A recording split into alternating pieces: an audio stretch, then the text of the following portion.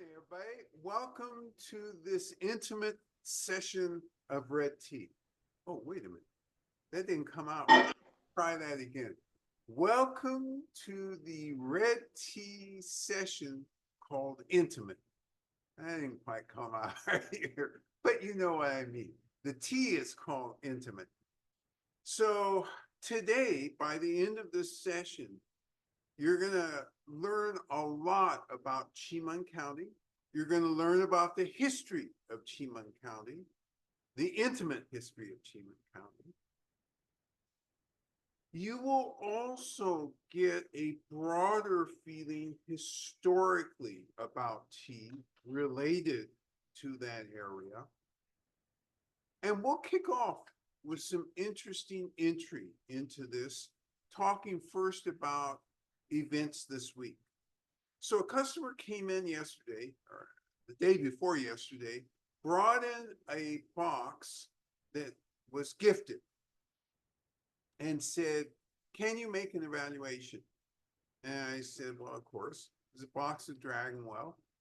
And the really great news about this was that this was very truthfully on the box itself. In other words, it told the exact location from where it came from. And I pointed this out to the customer and I said, you see this? It says 70 miles south of Westlake. Well, the most famous Dragonwell grows around Westlake. And so the stuff that they drink at the capital, Beijing, comes from Lions Peak, right there, very close to Westlake. The stuff that we get here is about 4 miles away from Westlake, close. 70 miles means you're already out of the ball game. But they listed it. So this wasn't an LCS. This was something that was truthful. I assumed that the price reflected this location. The person who got it didn't really know because it was gifted, and they got this in Kansas City, the person who gifted it. So that's the value of understanding these regions and understanding precisely what equates to good value and why. So that's why we go through these details. So that was one interesting thing that happened this week.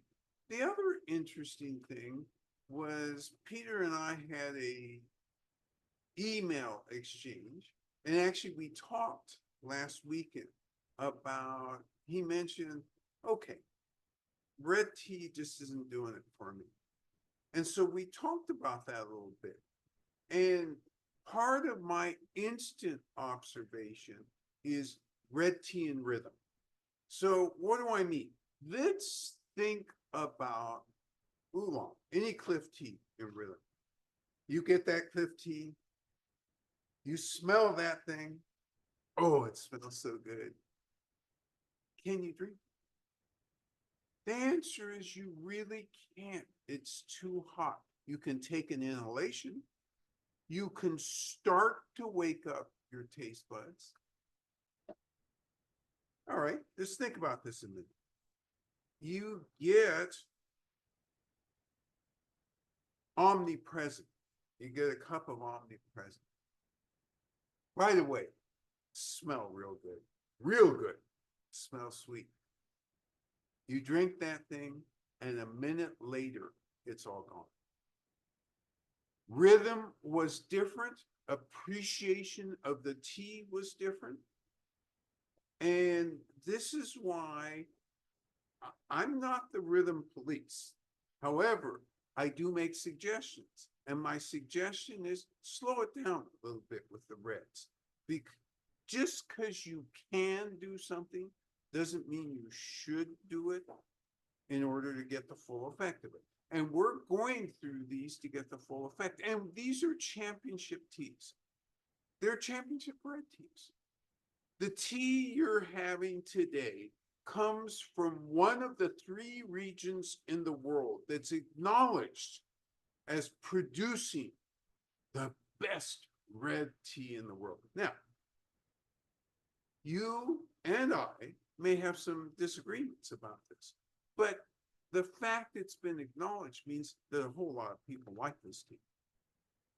And there's distinctive things about this tea, as you'll see when we go through it.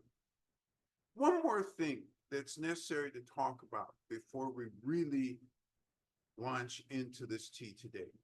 And that has to do with regions and your appreciation and my understanding and the boss's and Biju's understanding of these teas. Why is it that we don't get tea from other regions? Well, we try as much as possible to cover all the regions in China. Why is that? There's scientific institutes everywhere in China that are studying tea. At the agricultural universities, they have a tea course. The students are required to go out to the fields. They're required to go to the factories. They have roundtable meetings 3 or 4 times a year, scholars do. Sometimes farmers attend these meetings, learn stuff about the tea they're growing. Where is the science being done? It's being really done in China. Now, we have science, plenty of science about tea here related to polyphenols and antioxidants. That stuff is all important.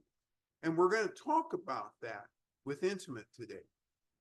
But why aren't we getting tea from some of these other places? I ask you this.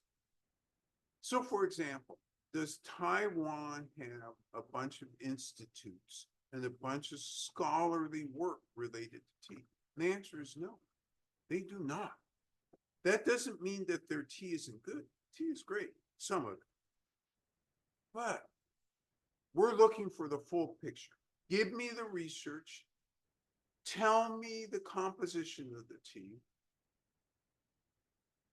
And I'm much happier. And so are you, because you get more information.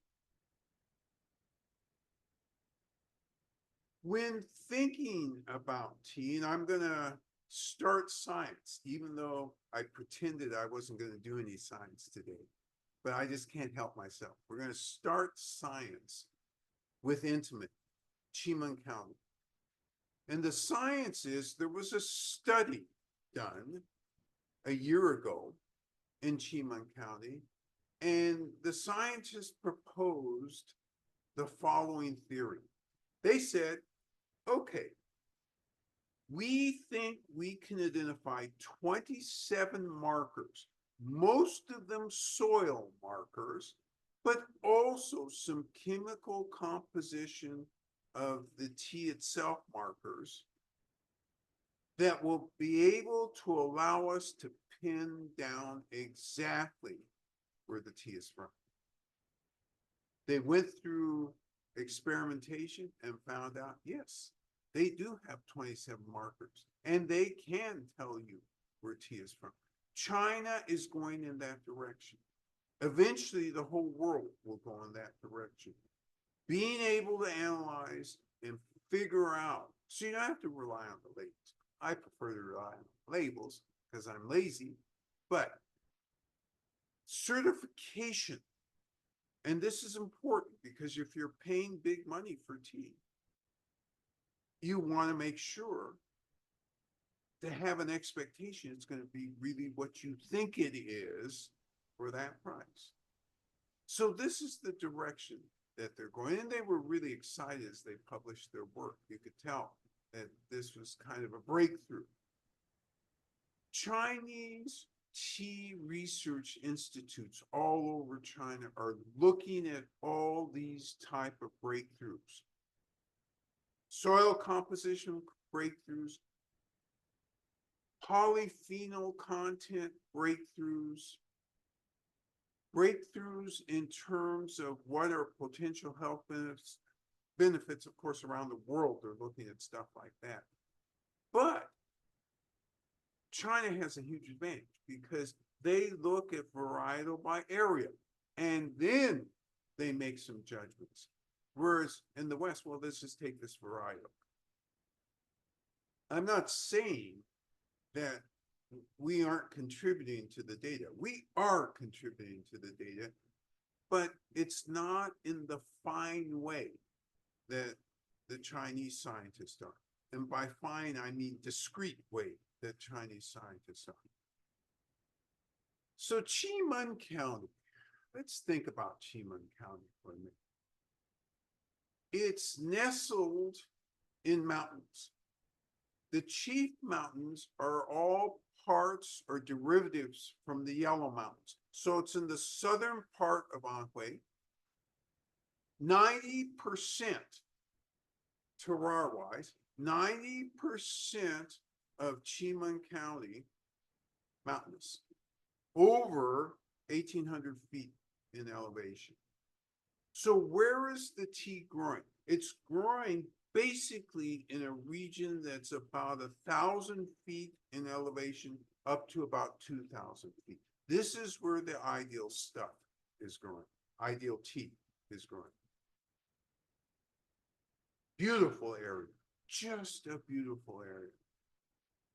We've taken customers actually to some of the areas, but we haven't pointed them out as specifically as I'm going to point them out to you today. And we've actually taken customers to the main Qimen factory, Qimen producing factory in Qimen County. So that gives you a little bit about the background. In these valleys, the watershed is huge. It rains a lot. It's cloudy often, foggy often. It's the ideal circumstances for tea. So if it's the ideal circumstances for tea, I'm wondering, has it been growing tea for a long time? Has it been popular for a long time? And the answer would be, it was recorded in the Tang Dynasty, 618 through 960 or so. And the emperor was already at that time, or I should say the court was already at that time getting tribute from this area. So it was green tea, right, that was being processed because red tea hadn't been invented yet, as far as anybody knows. So for a long time, this has been a fertile place for tea. So when did Qihun? So you just heard me use a term. I better define it so that we can all be in this together. Qihun, Qihong. What that indicates, literally red from Qimen County. That's literally what that means. And it refers to the whole family of red teas from Qimen County. Now, the first 3 weeks we were in Yunnan.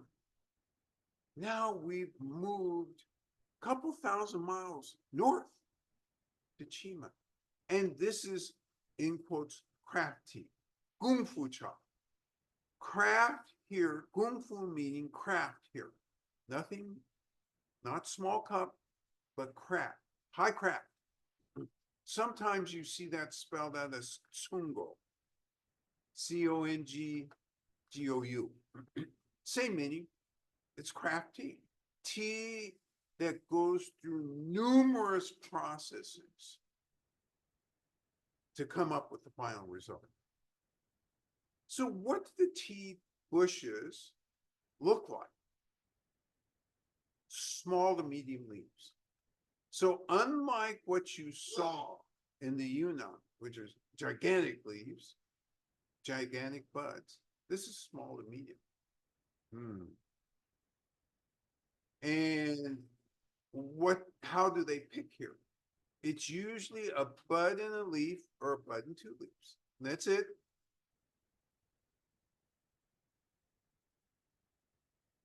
the history of this, which is why I said we're going to focus a lot on, we'll start right now. So red tea was really probably invented probably in the mid 1600s, early to mid 1600s. Combination of accidents and good luck. And it was really probably invented in Fujian province, although we don't have exact proof of this, because there is some evidence that accidents may have been going on in Anhui province in the late 1500s. Not quite clear. Not quite clear. Doesn't matter. You know that before the 1500s, no red tea. That's what's important to know. Okay, so did we have famous tea coming from Qimen that was red tea before the 1800s? Answer would be no, did not. Had not developed this qi hong yet. It came into its own starting in 1875. Two gentlemen who probably in the beginning didn't know each other, Yu Qian Chun and Hu Yuan Lung. Hu Yuan Lung was formerly an official in Fujian province. So he had exposure to red tea making from Fujian province. So he already had an idea. And this was a child prodigy. When he was 18 or 19, he passed the imperial examination, was famous for his ability to understand the rules and be able to write about them as you needed to do before you became an official. And he was also famous as being incorruptible. So this is one of the good guys. Really was trying to make life better for peasants. So he moved back to Qimen County. And I believe he was actually, his ancestors were from Qimen County. That left his job in Fujian. And let's see how old he was, because he was born in 1836. So that would make it 9 plus 30. He was 39 years old when he did that. So he still had energy. And so he brought the methodology from Fujian, taught the local farmers, and said, hey, look, folks, let's start doing this. At the same time, and I don't know why exactly, this other gentleman, Yu Qian Chun, was also doing much the same thing. And it may have been because he sensed that there was a market in Europe. So there's probably two different motivations going here, but they came to know each other and they came to cooperate in later years. And very soon after they start producing red tea, it started to sell to the Europeans. Now, when they produced that first crop in 1875, did it look like the crop they produced in 1883, 8 years later?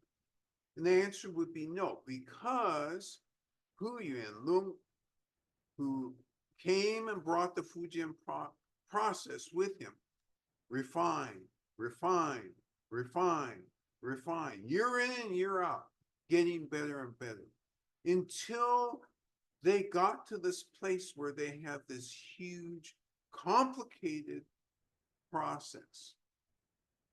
Now, remembering when we covered the Yunnan teas in the first 3 weeks, remember how when I described the process to you, not very complicated. Yeah, you did have to climb trees. That was, kind of a disadvantage versus bushes just ready-made to pick for you. So that was complicated. But boy, oh boy, after you got those trees pruned, not pruned, but picked, then a relatively straightforward process. This process in Qimen County has at least 16 steps, at least 16 steps. And at the gift level, it has close to 20 steps. Oh my gosh, what are they doing with this stuff? Well, they're picking it. Good with that. They're withering it. And by the way, we're going to have more science leak in here. Sorry about that. I just saw another study done last year or the year before on the differences in withering, because you can wither indoors, you can shake and wither, you can wither outdoors, you can do some combination of those, and it changes all aspects of the chemical constituency, amount of caffeine, amount of polyphenols, amount of the theorubicins, theoflavins, all of those things change depending on which methodology you use. Why, oh why, oh why is science so important? It's important because that's how you push forward the tea industry. The scientists took on this project for one reason. Initially, the driving reason is, hey, I wonder if making any of these adjustments in the withering will have an effect on the final outcome. And the reasoning being is if they could make it better, they can sell more. So that's why you have scientists looking at all aspects of things now. And it's really, really interesting. So they did discover that certain aspects. So if you do the withering and shaking indoors, that gets probably the least desirable result. More stringent, less fragrant. If you do the sunlight, you get more polyphenols. If you do the mixed, you get the best floral and the best aroma and the least bitterness. So now you got complications because you get all of these things, and usually, you know me, I'm simple. And so for me, when I tell anybody, oh, you should drink this or take that or eat this, the first consideration is, what does it taste like? I don't tell you you should eat kidneys that are raw because I know the taste of that isn't good. It may add 30 years to your life, maybe, but it doesn't taste good, so you're not going to do it. I'm always about the taste and the aroma. Give me that good taste, and even if the nutritive value is slightly less, you're going to consume more in the long run. That's my philosophy. So they've got decisions to make, and they are continuing to experiment. But what's really cool about these experiments is they're now being able to tell us in a finite way, oh, where did this come from? Give me the location. Oh, I see. You must have sun withered because the caffeine content is this way. So you're getting more as a consumer information. At some point, the information becomes too much. And it's really about the people in the tea business that this is relevant to. This is all relevant to us here. Some of it may be relevant to you and some of it may not. But certainly once you start asking me questions, if I can't answer, that's relevant. I better, up my game. And part of upping my game is making sure I'm on top of these type of studies and this type of information. All right, so I accidentally slipped in more science in the middle of history. Pardon the interruption. Here we go. Let's go back to history. So in the early years, this was so popular, this being Qihun, was so popular on the continent or in Europe, England, France, Russia. The market grew, the demand grew, and this was a big deal. Now, obviously, we know China went through some difficult times from 1800s until 1911. And so there was interruption in supply sometimes for those type of reasons, but overall, the direction was positive. Not only was it positive, the guy, Hu Yanlun, who brought the process from Fujian province, I told you, this guy was one of the good guys. When China started to discourage the peasants from going to school, no, you guys don't need to go to school. Just do the land. Everything else will take care of itself. He said no, and convinced the local population to build schools so that kids could learn stuff. So this whole time was full of ferment, intellectual ferment, tea ferment, just an interesting time. And that's what we're talking about in terms of Qihun. Qihun, let's make sure we understand that term. That covers every single tea, red tea that comes from this area because they're all generally using the same processing methodology, even though the varietals are different and the flavors may be different. But they're picking, withering, rolling, oxidizing. And by the way, in literature, you see this all the time. In fact, in the factory, the first year we went to the factory, they talked about fermentation. And I pointed out, that's not fermentation. Oh, you're right. That's right. Now they say oxidation in their what they have in English, in their English translations. Goes through the oxidation. You fire it up until you reduce the moisture, and then it's ready for those 10 to 12 extra steps.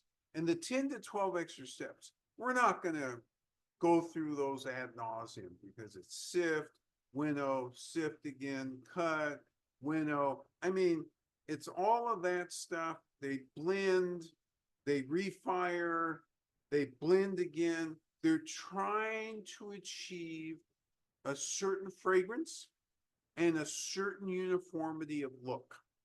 They want, it's to this degree, and you'll laugh when I tell you this. They want the hairs on the leaf to all be uniform. That's ridiculous, of course. But visually, they're looking for uniformity. Aromatically, they're looking for, in quotes, the Qimen or the Qihun aroma. And then taste-wise, they're looking for certain characteristics in terms of taste. And we're starting off with a premier Qihun today. So you're going to get that feeling in terms of taste and aroma today. So this thing, what thing?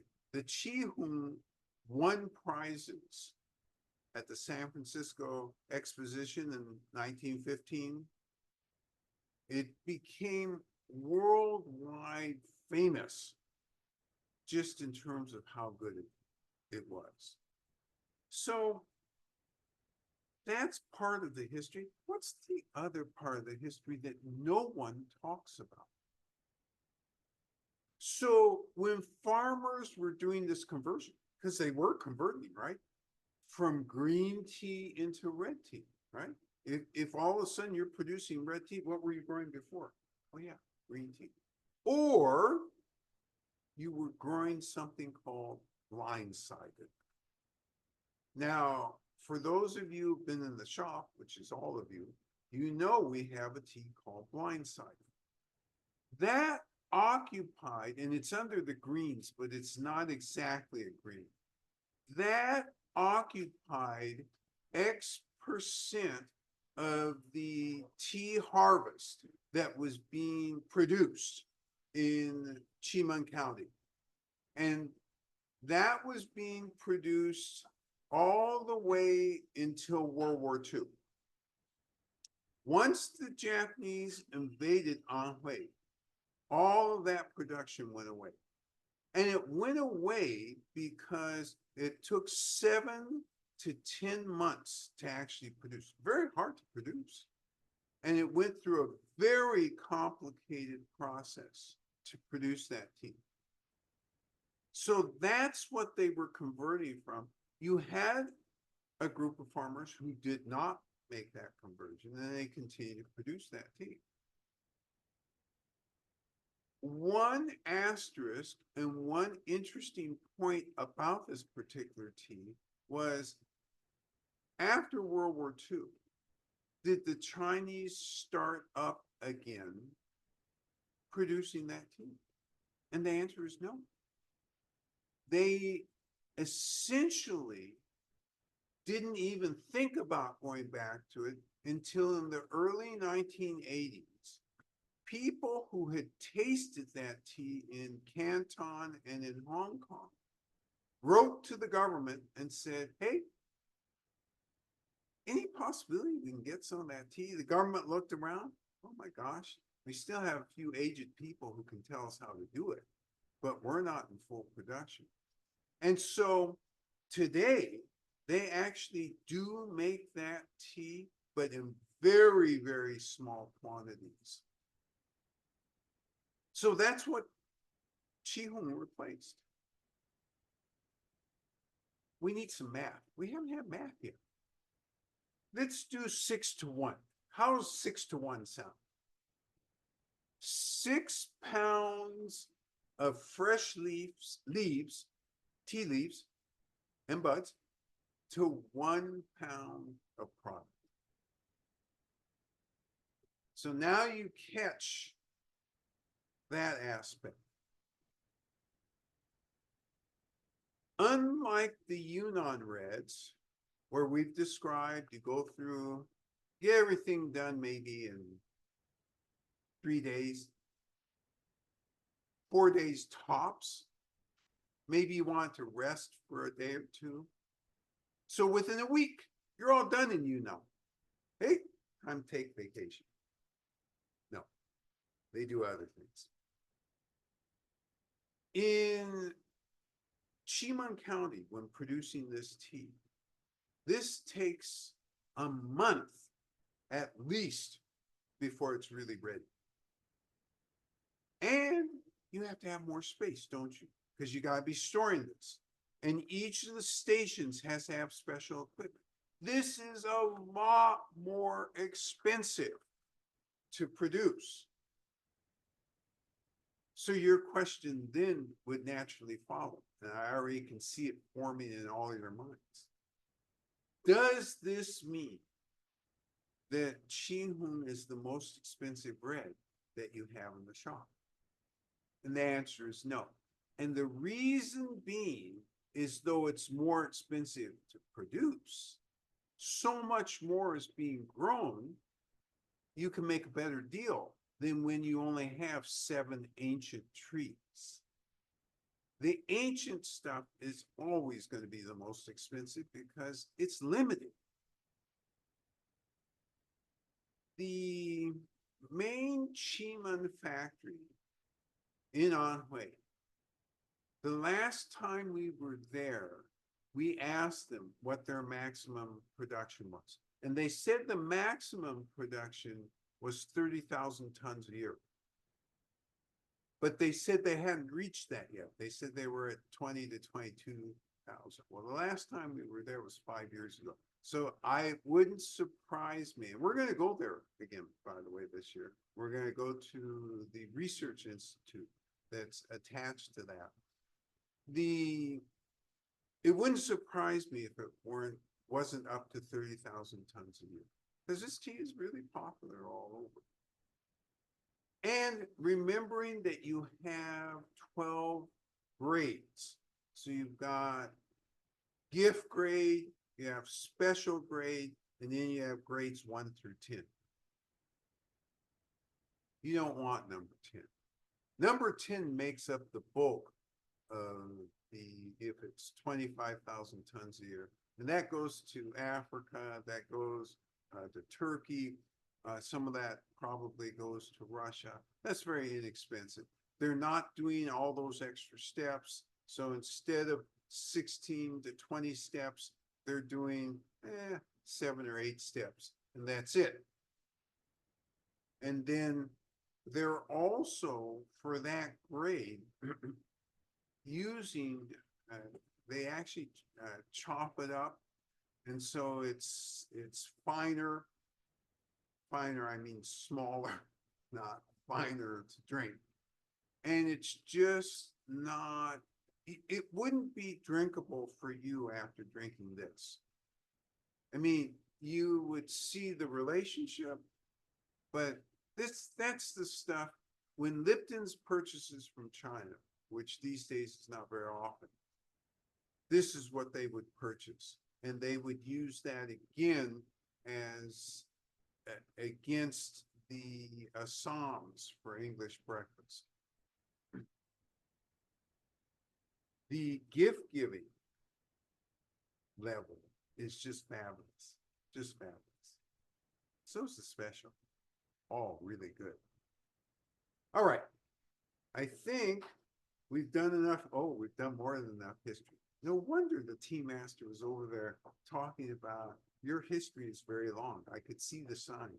Long history, long history. So without further ado, let me bring in Biju, tea master, to show you and demonstrate how to brew this wonderful tea. Thank you. Good morning. 早上好。早上。Okay, we do red old time. Yes. 6 grams, 1/7. Yes, that's correct. Yeah. 3 minutes. 3 minutes.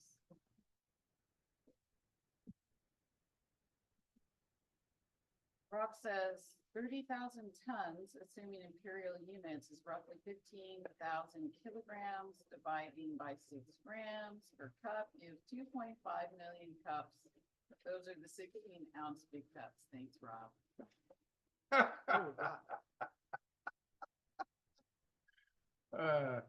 So here's that's a great bit of math and a great thing that you pointed out. What I would add to that is we're very precise at this tea shop. Not everywhere is as precise. Plus, that includes all the different types of tea. So, for example, this one is 6 grams instead of 4 grams. The other two, so we're going to do bedrock and luxuriant bangs. One of them, I believe, is 5 grams. So it's not uniform, but I get where you're going. It's a lot of tea that's being produced, and there's no question about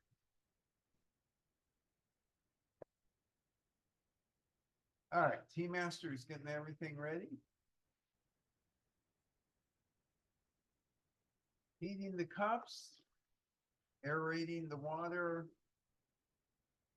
the usual. 2 large cups are all you need. It's faster when you have 3 or 4.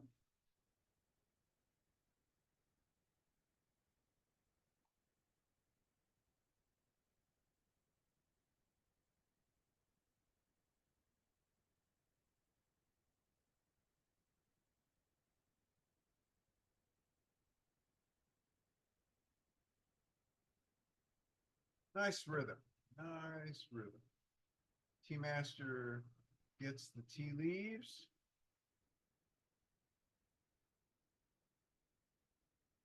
And when you end up doing this, make sure you look at how small and how formed those leaves are.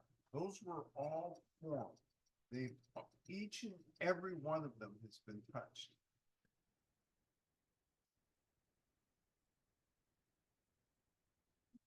putting the water into the kettle so she can control the flow where it lands.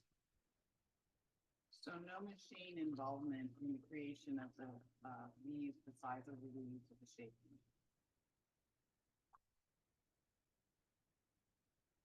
That's an interesting question.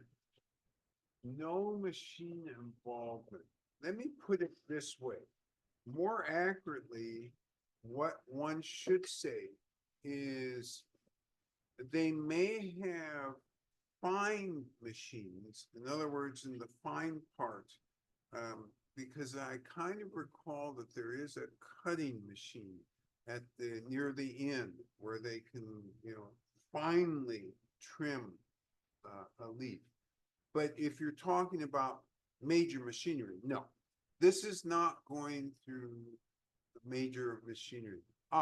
The one thing some of this may go through, I suddenly realized there is one thing. They use a witherer where they blow air through it. So that's a machine. So if you mean that, then yes, that's used for sure. Great question, though. It took me a second to ponder that. And I think, oh, there's one more. I'm going through one step at a time. At the early stage in the refinement, they have a winnower that goes back and forth. It's like a sifter. And yes, they do have that. But then at later stages in the refinement, they do that by hand because they're really paying attention. They're down to that level. They're down to a very granular level. And so remembering that we're at the top of the heap here, this is not from levels 4 on down, 4 through 10, all of those are essentially completely machine handled. Okay, now I have to step back. That's wrong. Still handpicked.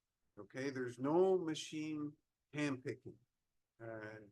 But after you get done with the handpicking, then it's basically mechanized all the way through. But for the top 5, so that would be gift, special, 1, 2, and 3. No, and that's why it's so much more expensive than the other grades, because there really is a lot of custom work that goes into this. And it's really interesting because the people who do the top refining, those people are all in the youngest of them is about 55. You have people 75, 76, 77 who are still doing that stuff because this is a craft, and it's a craft that you learn over years. You don't just wake up one morning and say, hey, I want to be an apprentice and I want to do this. This is not how this works. Timer goes off.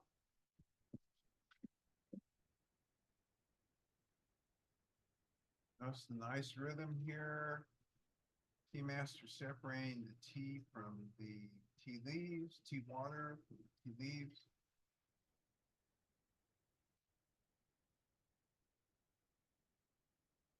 What a beautiful color. So this is the color that most English breakfast isn't. But it's the color that when Queen Elizabeth was alive, this is the color of what she was drinking. All right, so let's enter the quality arena. This was done at 170. So I'm going to enter.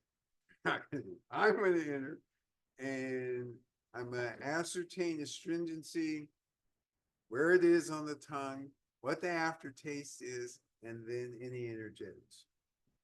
170 degrees Celsius.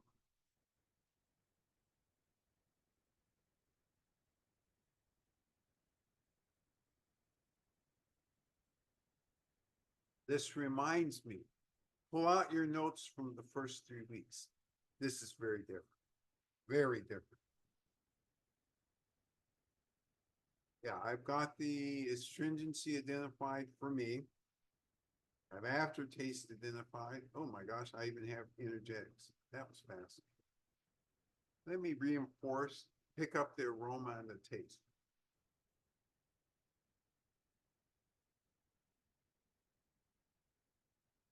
Okay, it's your turn to brew.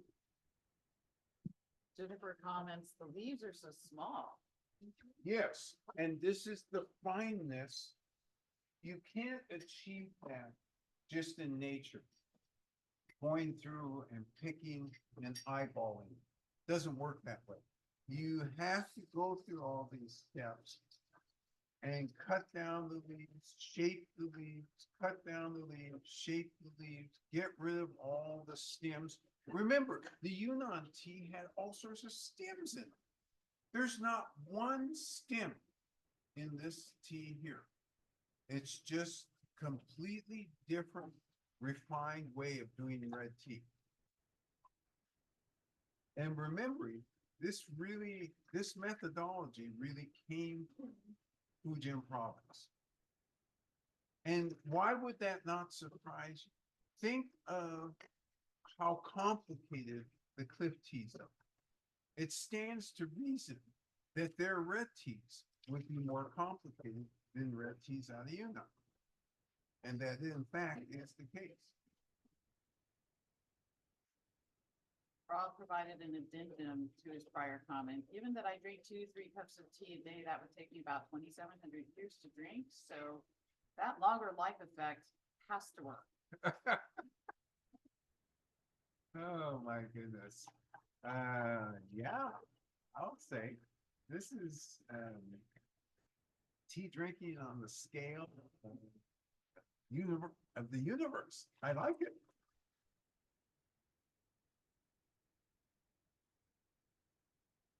Okay, so you're getting your water cooled down, getting ready. You set your timer for 3 minutes.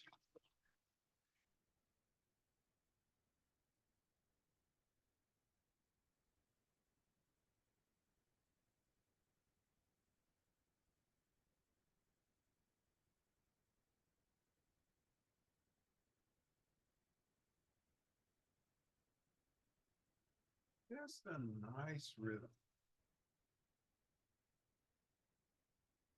And you're going to take your leaves from bag number 1, labeled intimate.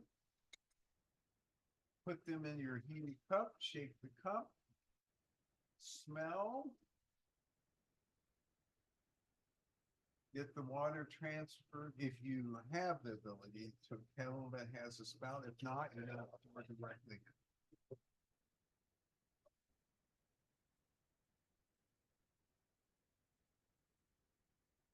Rob says the warm leaves pre-steep have a round, sweet malt scent. Sweet malt scent in the pre-steeped warm leaves. And I like the fact that you use both of those terms, malt and sweet, and you used them in the right order. Yeah, And well, the word round as well. and rounded, yes. You did use those in the right order because there's nothing about this which is like the Yunnan. There really isn't. The Yunnan tends to have that sweetness before maltiness. Here, it's very much the other way around. And what's really surprising when you think about it is the roundness, isn't it? Because this isn't ancient tree. Yes. Jennifer shares, warm, wet leaves smell sweet with a bit of earth to them. Love this comment. Warm, wet leaves, sweet with a bit of earth to them.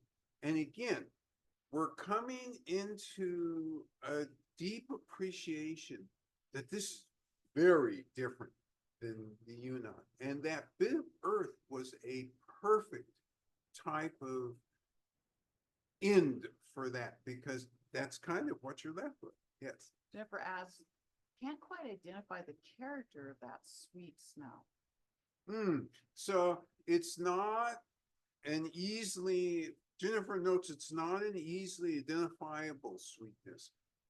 In other words, I didn't say that right. A type of sweetness. It's not an easily identifiable type of sweetness. So We didn't hear honey, we didn't hear maple syrup, we didn't hear sugary. So it's sweet. And it's okay to leave it as undescribed, as outside of sweetness. Jen E says, I smell a lot of apricot. That's where I get the sweet. Ah, now we're homing in here. Okay, some fruit and apricot. I love the fact that you chose that. Excuse me, because typically, unlike a nice juicy red strawberry, oh, that's so sweet. Apricots tend to have subtle sweetness. And so Jen, by calling that out, great job. She adds, she's getting just that hint of stone fruit, so broadens it from apricot to stone fruit. Rob then shares, the scent of the wet leaves have a kind of powdery feel in my nose that has a hint of florality. So Rob has a powdery feel in his nose, which is giving him a sense of florality. And Jen sharpened her statement and said, you know what? It's not just apricot, it's stone fruit. All right, your timer should have gone off. Or if they haven't yet, they will soon. And go ahead and enter the quality arena. Take your time. Peter says, interesting that it's not an ancient tree. There's a maturity and balance to it that would have led me to believe that it was ancient tree. Wow.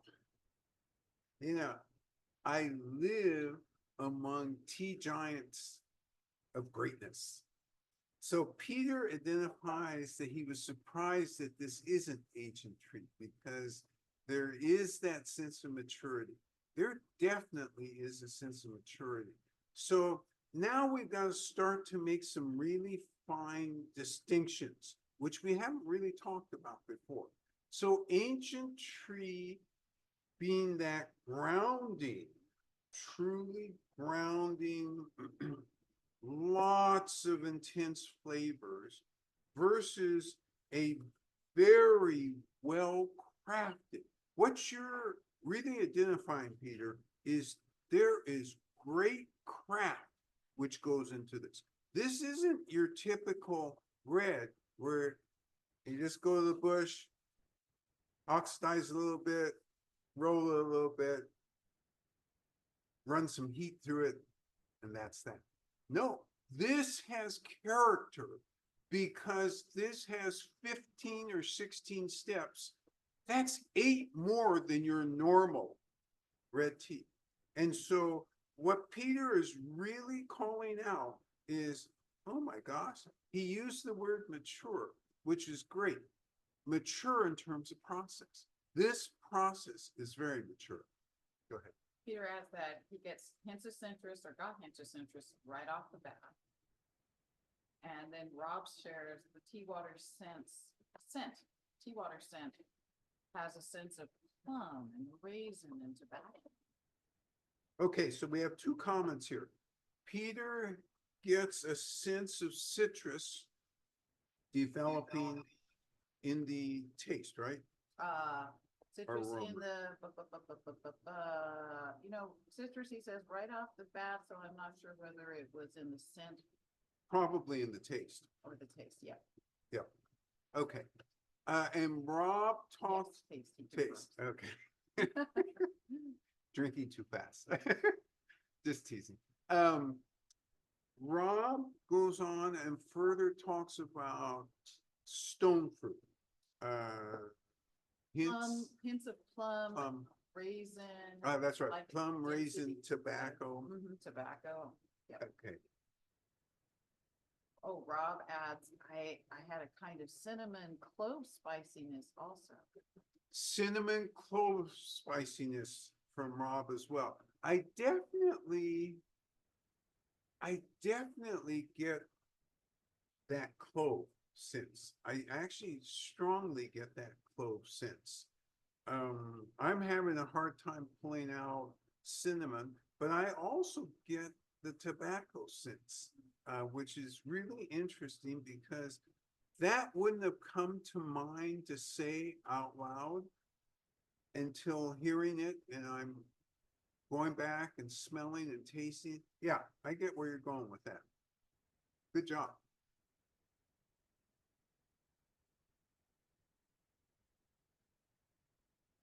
So one of the things, and I really should be waiting for you to tell me this, but no self-control, plus I'm running late today. One of the things that you should notice, and I think you are noticing, you just haven't put words to it. You put words, but you haven't summarized it. And the summary would be, is that you're really detecting flavor evolution as you drink down the cup. And again, that's a sign of mature craft, of real craft, versus, let's think about the Yunnan ones. You didn't have a lot of taste evolution. You had great taste right from the beginning, and it kind of, there was a little bit of evolution, but not the same sort of subtleness that you're getting with this. And again, that all has to do with those last 8, 10, 12 steps.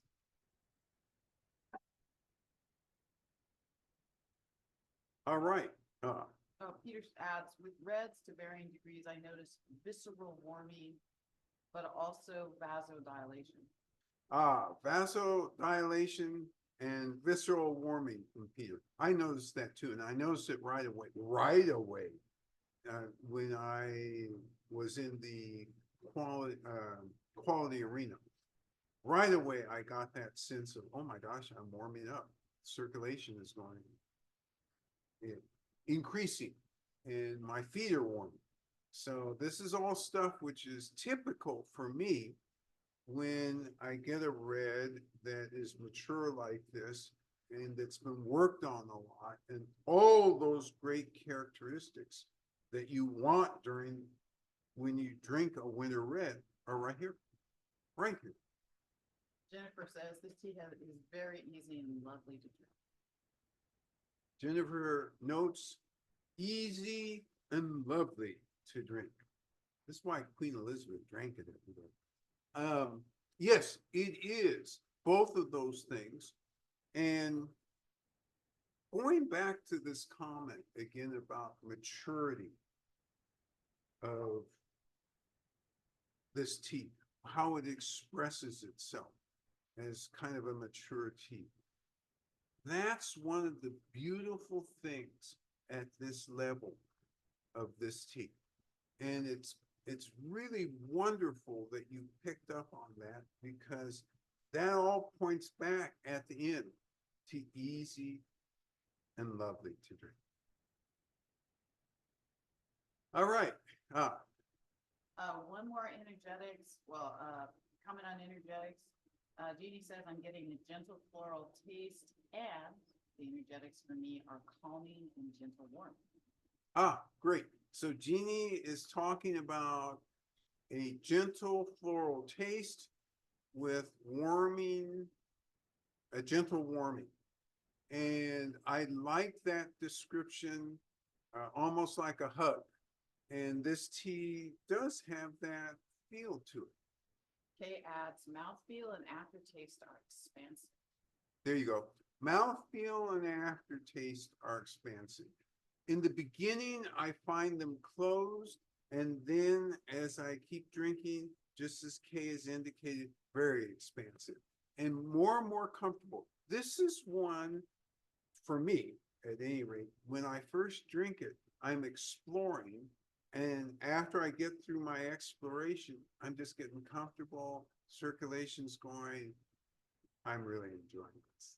Jennifer finds there's an activation of the sides and the back of the tongue that's appealing and interesting. Oh, that's interesting. Sides and back of the tongue for Jennifer in terms of a feeling, it's actually the astringency feeling. And for me, I get mine in the middle, wandering towards the back. So again, we're all different that way. And it is interesting. It's different than what I got with the Yunnan ribbons. All right. This was fun. Love switching it up from Yunnan. And let's do it again. It was so much fun. You know, from intimate, let's go to bedrock. That's what we're going to do next week. Your responsibility this week, stay healthy. We'll see you next week. Bye-bye now.